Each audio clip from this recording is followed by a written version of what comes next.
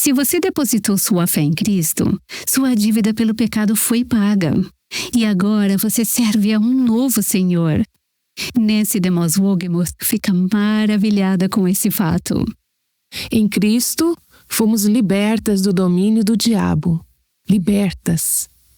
Podemos resistir ao pecado. Temos o poder de dizer não ao pecado. Isso não é motivo para celebrar?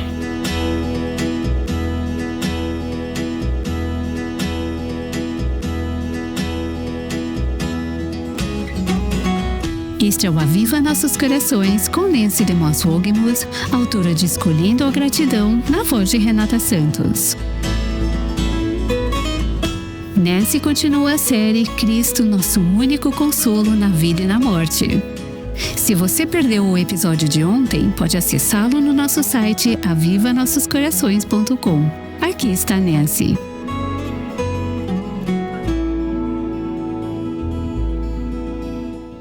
O que vem à sua mente quando você pensa na palavra consolo? Talvez você pense em comida de conforto, melhor nem mencionar isso agora. Ou imagine-se relaxando em uma poltrona bem confortável ou dirigindo um carro de luxo com um ótimo sistema de suspensão. Talvez você pense em se hospedar em um hotel de luxo com todos os mimos possíveis. Ou, quem sabe, em ter um salário confortável, todas as contas pagas e uma boa poupança para a aposentadoria. Essa semana procurei online alguns sinônimos para consolo e encontrei palavras como alegria, luxo, prazer, relaxamento, alívio, abundância, aconchego, euforia, bem-estar, animação, opulência. Quem não quer conforto quando é descrito dessa forma, não é? Mas o problema é que há tantas coisas neste mundo que podem tirar o nosso conforto.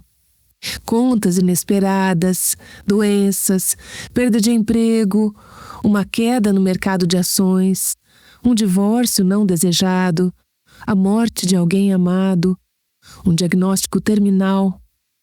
O que fazer nesses momentos? Será que significa que não podemos mais ter consolo? Existe uma forma de encontrar um tipo de consolo e esperança que nunca pode ser tirado de nós. É sobre isso que estamos falando nesta semana, em uma série baseada em um documento escrito há 460 anos, o Catecismo de Heidelberg. Esse é um livro pequeno, mas um dos mais amplamente distribuídos na história, junto com a Bíblia, o Peregrino e outras obras desse nível. É uma verdade antiga, mas atemporal, que está enraizada na Palavra de Deus. Foi escrito de uma perspectiva teologicamente reformada, e há alguns pontos secundários que leitores não reformados podem discordar. Mas tirando essas poucas exceções, as crenças desse catecismo são compartilhadas por todos os verdadeiros cristãos, pois vêm diretamente da Palavra de Deus. Um catecismo como esse é uma forma de discipular e treinar recém-convertidos, além de crianças e jovens. Foi escrito com a intenção de ensinar crianças e adolescentes. Hoje, você pode pensar: não sei se o meu filho de 8 anos entenderia isso. Mas você pode se surpreender. Como mencionei no episódio anterior, se você quiser aprender mais sobre este catecismo, recomendo o livro do pastor Kevin DeYoung, que está indicado na transcrição. Ele é bem fácil de ler e se chama As Boas Novas que Quase Esquecemos, a redescoberta do Evangelho de Jesus Cristo. Esta semana, estamos focando na primeira de 129 perguntas do Catecismo. É uma pergunta introdutória. A pergunta é a seguinte: qual é o seu único consolo na vida e na morte? E a resposta nos oferece algo muito melhor do que consolos frágeis e passageiros deste mundo. Ela nos aponta para o único consolo verdadeiro. Então, vou fazer a pergunta e eu quero que você leia comigo toda a resposta. Queridas, Qual é o seu único consolo na vida e na morte? Que não pertenço a mim mesma, mas pertenço de corpo e alma, tanto na vida quanto na morte, ao meu fiel Salvador Jesus Cristo. Ele pagou completamente todos os meus pecados com o seu sangue precioso e me libertou do domínio do diabo. Ele também me guarda de tal maneira que, sem a vontade do meu Pai Celeste, nenhum fio de cabelo pode cair da minha cabeça.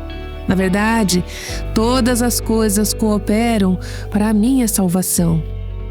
Por isso, pelo seu Espírito Santo, Ele também me assegura a vida eterna e faz-me disposto e pronto de coração para viver para Ele de agora em diante. Esse é o nosso único consolo na vida e na morte. No episódio anterior, exploramos a primeira parte que diz: Eu pertenço ao meu fiel Salvador. Um Salvador é alguém que salva, e Jesus é o nosso Salvador fiel. Mas do que Ele nos salvou? Se você não sabe do que está sendo salva, não vai valorizar ter um Salvador. É como se uma ambulância aparecesse na sua casa hoje, com sirenes ligadas, e você dissesse: Eu não preciso de vocês. Eu não tenho nenhum problema, eu estou bem. Se você acha que está bem, não vai se alegrar por ter um Salvador. Então, do que Jesus nos salva? Temos dois inimigos mortais, o pecado e Satanás, e ambos roubam o nosso consolo. E Jesus nos salva de ambos. Hoje vamos nos concentrar nesta parte do Catecismo de Heidelberg que diz: Ele pagou completamente todos os meus pecados com o seu sangue precioso e me libertou do domínio do diabo.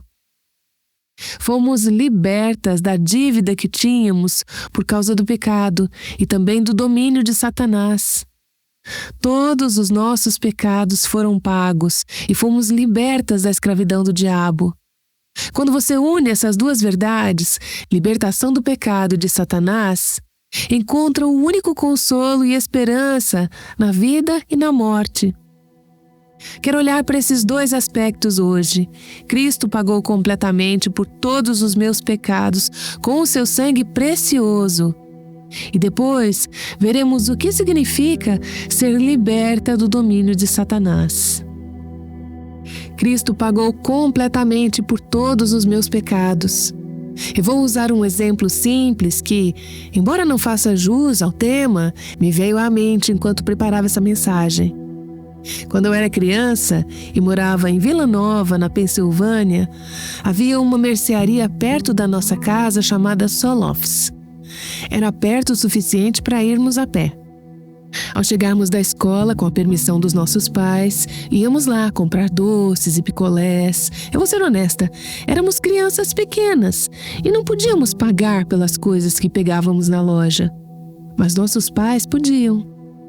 Eles tinham uma conta aberta lá, então dizíamos: coloque na conta dos Demos. E nossos pais pagavam a dívida que devíamos. Como eu disse, esse exemplo não é perfeito. Primeiro, porque tínhamos a permissão dos nossos pais. Não estávamos roubando, não havia pecado envolvido. Mas eu consigo me lembrar de nós, crianças, dizendo: coloque na conta dos Demos. A Bíblia nos diz que o preço do pecado é a morte. E também nos diz que a única forma de pagar essa dívida é com a morte pelo derramamento de sangue. Em Levítico 17:11 lemos: porque a vida da carne está no sangue. Eu o tenho dado a vocês sobre o altar para fazer expiação pela vida de vocês, porque é o sangue que fará a expiação pela vida. Deus falou isso ao estabelecer o sistema de sacrifícios. Você precisa matar este animal, coloque a sua mão sobre ele, ele está morrendo em seu lugar. Você deveria morrer pelo seu pecado, mas o animal, identificado com o seu pecado, é que vai morrer. O sangue dele será derramado no altar para fazer expiação, ou seja, para torná-lo um com Deus, porque é o sangue que fará a expiação pela vida. No Antigo Testamento vemos isso, animais sendo sacrificados dia após dia no lugar de pecadores culpados que mereciam morrer. Daí chegamos à nova aliança no Novo Testamento. Graças a Deus, não vivemos mais sob aquele antigo sistema. Jesus veio à Terra como o Cordeiro de Deus, sem pecado, sem mancha, sem defeito. Ele não tinha dívida alguma para pagar, mas entregou sua vida, derramou seu sangue para pagar o preço pelos nossos pecados.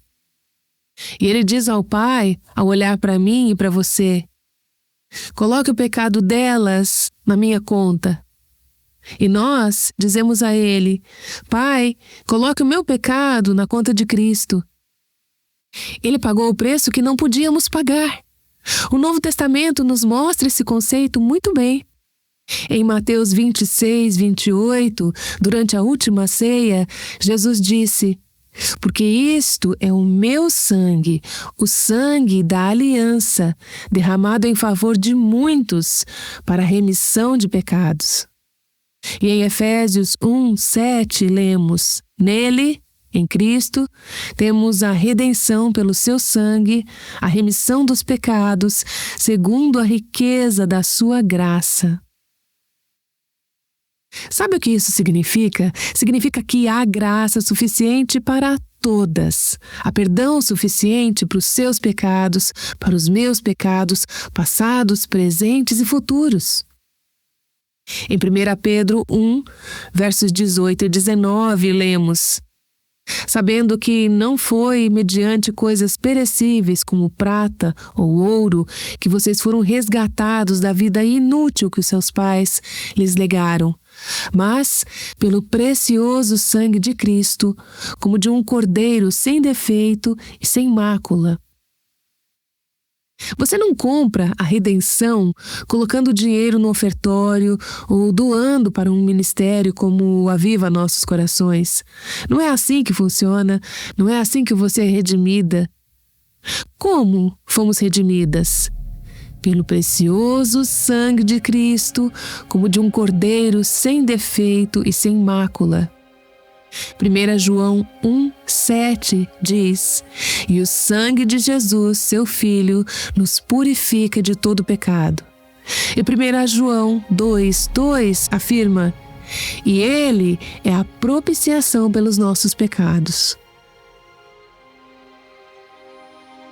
Lembra daquele hino antigo, escrito nos anos 1800? Ele foi que padeceu, que por nós na cruz morreu, e que assim por nós se deu. Honras sejam ao Cordeiro. Sofredor que ali penou, vencedor que triunfou, Salvador que nos amou. Honras sejam ao Cordeiro. Querida, eu não sei o que você fez, mas eu sei que você é uma pecadora. Eu também sou. E quero dizer hoje, seja você alguém ouvindo aqui nesta sala, ou mais tarde dirigindo no trabalho, na esteira, ou levando os filhos no banco de trás do carro, creia nas boas novas do Evangelho. Ele pagou completamente por todos os meus pecados com o seu sangue precioso. Quantos pecados? Respondam: todos os meus pecados. Quanto da dívida ele pagou? Ele pagou tudo. Não foi só uma parte, mas tudo. O seu pecado e o meu foram lançados na conta de Jesus. E quando confessamos e nos arrependemos, somos perdoadas. As boas novas do Evangelho é que precisamos receber o perdão, o consolo e a misericórdia dele. Talvez você diga: mas eu pequei tanto. Será que meus pecados são demais para o sangue dele? Ou Talvez você pense que não pecou tanto assim, porque cresceu na igreja, é uma boa pessoa e nunca fez aquelas coisas ruins que as outras pessoas fazem. Você também precisa de um Salvador, porque o preço de um único pecado é a morte. A vida está no sangue. E por meio da morte dele, do seu sangue derramado, Jesus pagou completamente pelos nossos pecados. Quando meditamos nisso, percebemos o quanto nosso pecado custou a ele. Não dá para participar de uma ceia ou lembrar da cruz na época da Páscoa de forma indiferente. O sangue dele é precioso. E esse sangue precioso é a fonte do nosso consolo e esperança, tanto na vida quanto na morte. Vejamos a segunda parte do catecismo, que menciona outra coisa. Ele me libertou do domínio do diabo. Nosso segundo inimigo mortal, Satanás, é um tirano. E Jesus nos libertou da tirania do diabo. Um tirano não é uma boa pessoa, certo? Você ouve essa palavra e pensa, credo? Você não quer estar sob o domínio de um tirano. Um tirano é um governante cruel que usa o seu poder de maneira implacável. O diabo é um tirano. Ele mente, promete liberdade, como fez com Eva no Jardim do Éden. Ele nos tenta, nos torna escravas. Ele governa pelo medo, nos acusa, nos faz desistir, tenta nos destruir, nos lembra constantemente dos nossos pecados. Ele é um senhor cruel. No Antigo Testamento, vemos uma imagem poderosa disso. Os israelitas foram escravizados por gerações no Egito sob o domínio de Faraó, uma figura do diabo. Em Êxodo 6:5, Deus diz a Moisés: Eu também ouvi os gemidos dos filhos de Israel, os quais os egípcios escravizam, e me lembrei da minha aliança. Graças a Deus, ele se lembra de suas promessas. Deus enviou Moisés ao Egito para dizer: Deixa o meu povo ir. Mas Faraó respondeu: De jeito nenhum. E Deus enviou pragas para provar que ele era mais poderoso que Faraó, que era considerado um deus na época. Deus mostrou que Faraó não era o homem mais poderoso da terra. Ele era, e milagrosamente Deus libertou o seu povo. Se você tiver a sua Bíblia por perto, abra em Êxodo capítulo 15. Quero que leia comigo. Quero que veja esse cântico de louvor que os israelitas entoaram depois de serem libertos do domínio de Faraó. Vamos ler uma parte. Então Moisés e os filhos de Israel entoaram este cântico ao Senhor. Cantarei ao Senhor, porque triunfou gloriosamente, lançou no mar o cavalo e o seu cavaleiro. O Senhor é a minha força e o meu cântico, ele se tornou a minha salvação. Este é o meu Deus, portanto eu o louvarei. Ele é o Deus de meu pai, por isso o exaltarei. O Senhor é homem de guerra, Senhor é o seu nome. Nesse salmo de louvor, vemos o confronto, a batalha entre o Senhor, que é um poderoso guerreiro, e Faraó, com o seu exército. Essa luta é celebrada no cântico. Leia os versículos 4 e 5. Lançou no mar os carros de Faraó e o seu exército, e os seus capitães afogaram-se no mar vermelho. As águas profundas os cobriram, desceram às profundezas como pedra. A tua mão direita, ó Senhor, é gloriosa em poder. A tua mão direita, ó Senhor, despedaça o inimigo. Na grandeza da tua excelência, derrubas os que se levantam contra ti. Envias o teu furor, que os consome como palha. Com o sopro das tuas narinas, amontoam-se as águas, e as correntes pararam em montão. As águas profundas se tornaram sólidas no coração do mar. O inimigo dizia: perseguirei, alcançarei, repartirei os despojos, a minha alma se fartará deles, arrancarei a minha espada e a minha mão os destruirá. Você consegue imaginar Satanás dizendo isso sobre nós? Eu os perseguirei, os destruirei, mas eis o louvor. Sopraste com o teu vento e o mar os cobriu. Afundaram-se como chumbo em águas impetuosas. E os israelitas cantam: ó Senhor, quem é como tu entre os deuses? Quem é como tu, glorificado em santidade, terrível em feitos gloriosos, que operas maravilhas? A salvação é uma maravilha, a redenção é uma maravilha. Deus nos libertando da tirania de Satanás. Estendeste a mão direita e a terra os engoliu. Com a tua bondade guiaste o povo que salvaste, com a tua força o levaste à habitação da tua santidade. Êxodo 15, de 1 a 13. Esse é um cântico do Antigo Testamento celebrando o poder da salvação. Mas quanto mais nós temos para cantar? Nós não estamos falando de um faraó mortal, mas do nosso inimigo mortal, o próprio diabo. A tirania de Satanás nos faz escravas do pecado, da culpa, do desespero, da falta de esperança e do medo da morte. Ele controla a vontade das pessoas sob seu domínio, faz com que nos sintamos impotentes diante do pecado, incapazes de resistir. Mas então vem Jesus, um poderoso guerreiro.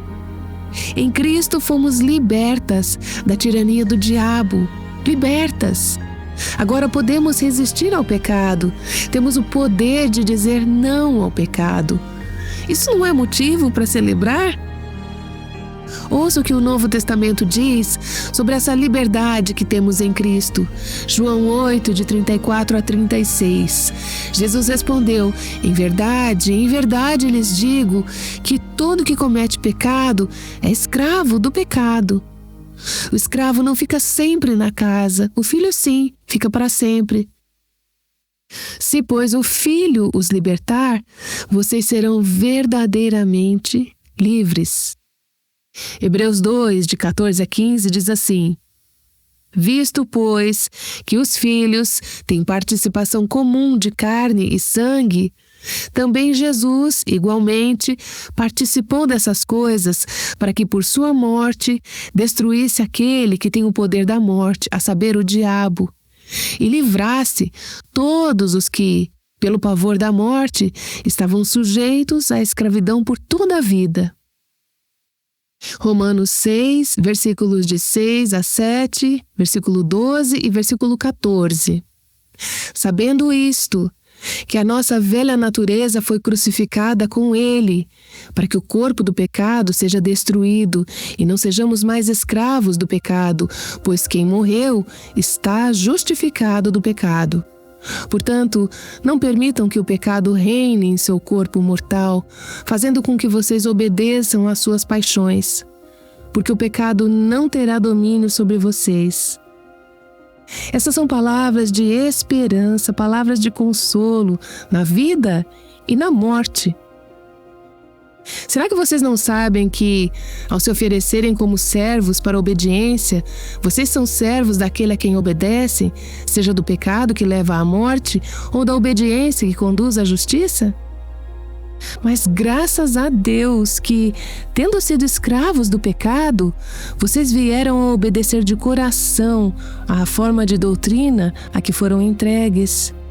E uma vez libertados do pecado, foram feitos servos da justiça. Percebem? Ainda somos escravas, mas agora somos escravas de Deus, escravas da justiça. E que escravidão libertadora é essa? Precisamos nos lembrar dessas verdades e lembrar outras pessoas também. Satanás já tentou fazer você desanimar por causa do seu pecado? O que você faz? Você diz: impute isso à conta de Jesus, está pago. Precisamos compartilhar o consolo e a esperança que encontramos no Evangelho. Precisamos afirmar regularmente o que sabemos ser verdade, aquilo que aprendemos, mas que esquecemos tão facilmente. Repetindo essas palavras, os ensinamentos bíblicos representados nesta parte do catecismo, eu estou pregando o Evangelho para mim mesma, estou me lembrando, me renovando, encontrando consolo, força e esperança na vida e, um dia, na morte, através do Evangelho de Jesus Cristo.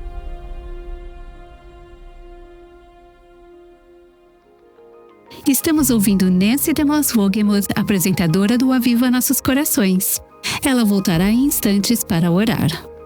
Amanhã veremos como Deus está cuidando de cada detalhe de nossas vidas. Aguardamos você aqui no Aviva Nossos Corações. Agora vamos orar com Nancy. Ó Senhor, nos console com o consolo do Evangelho. Livra-nos de procurar consolo em qualquer outro lugar que não seja em Cristo e somente em Cristo.